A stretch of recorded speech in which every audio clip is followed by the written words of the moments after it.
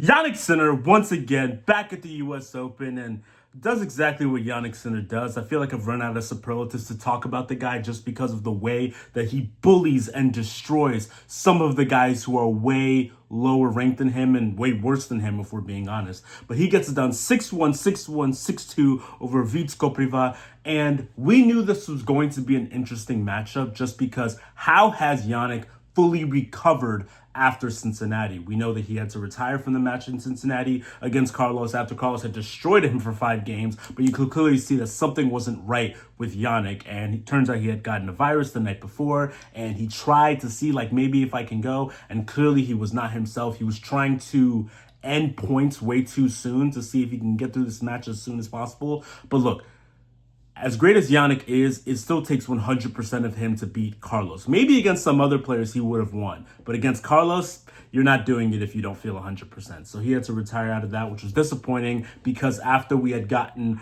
Roland Garros and the Wimbledon finals, 2 really good finals, obviously with the Roland Garros being an all-time classic, we were hoping for another great final, the same way how Djokovic and Alcaraz in 2023 played that great 5-setter in 2023. And then in Cincinnati, they played another great match, one of the best non-slam finals I've ever seen.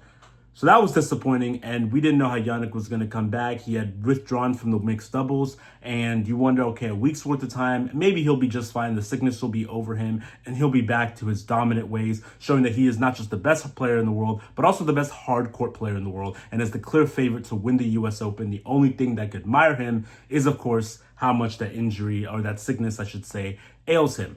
But regardless, he comes back against Kopriva, who was absolutely no match for him. I mean, he's a good player, 28 years old, and kudos to him. The person who, if you lose in the first round of the U.S. Open, round of 128, you still win $110,000. So kudos to him. He got money from it. So that's great. But yeah, he was overmatched from the beginning. It was clear to see.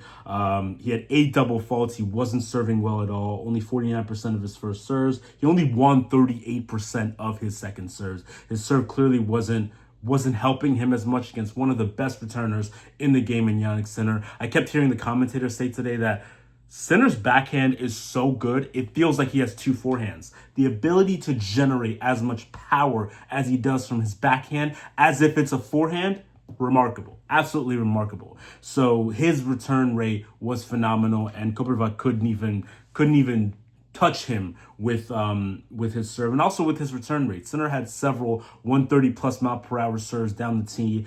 He only faced 2 break points during the entire match, Sinner, and I believe that was in the last set when, maybe Kopriva got, the nerves were fully gone because he knew he was going to lose, and maybe Jannik was being a bit more careful than he usually is, and he just said, all right, that's enough, bang, bang, and got through it. Like I said, he broke him 7 times, only 1 double fault, 7 aces, 82% win percentage on his first serves. When he got a first serve in, it was money, it was lights out, and yeah, there's not much really to say from it. Literally, the most entertaining part about this match was that during it, we learned that Taylor Swift got engaged. Seriously, or just before, we learned that Taylor Swift and Travis Kelce got engaged. That was the most entertaining part of this match because Jannik is just this player who just terrorizes guys who aren't as good as him. He may struggle against the Carloses and may struggle against guys like that, but if you're not at that level, he's going to pick you apart. He's going to destroy you, rip you to shreds, and I believe this match was over in 100 minutes or less than 100 minutes.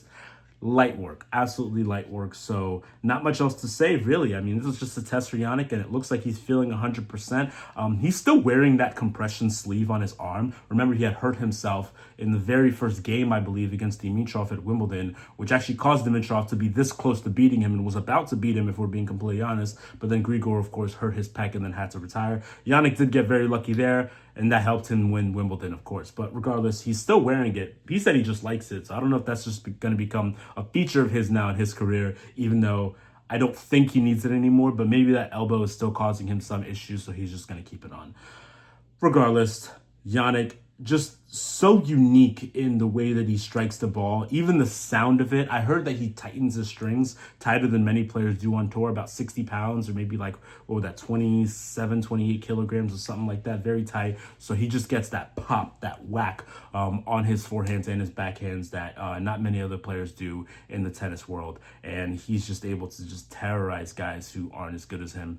And the progression that Jannik has made is notable for sure. He even said earlier that, look, if I don't continue to improve, other guys will pass me. And I love that mindset from such a great young player that, look, at any moment, other guys may pass me. Of course, Carlos will always be there, and him, Carlos, will always be jolting it out. But we know other young guys. We know Joao Fonseca, who we think could be the third guy in this trio, if there is one. You know, he'll probably take him a few years because he's still only 18, but he could be the next guy. That's how talented he is at such a young age. And then obviously those two, maybe we'll get another big three, or maybe it'll just be a two, and then we're going to have to settle for a two-man rivalry, and maybe they'll both win 20-plus slams, which I strongly believe will happen.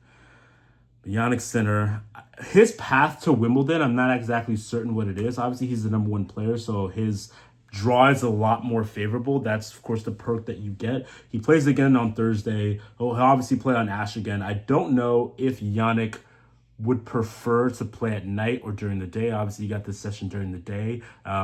So who knows about that, but regardless, Jannik is through.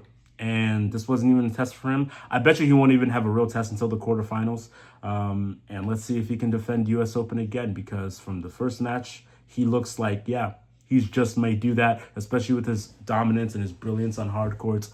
Jannik Sinner looks like nobody in tennis can touch him other than a 100% Carlos Alcaraz and some sicknesses.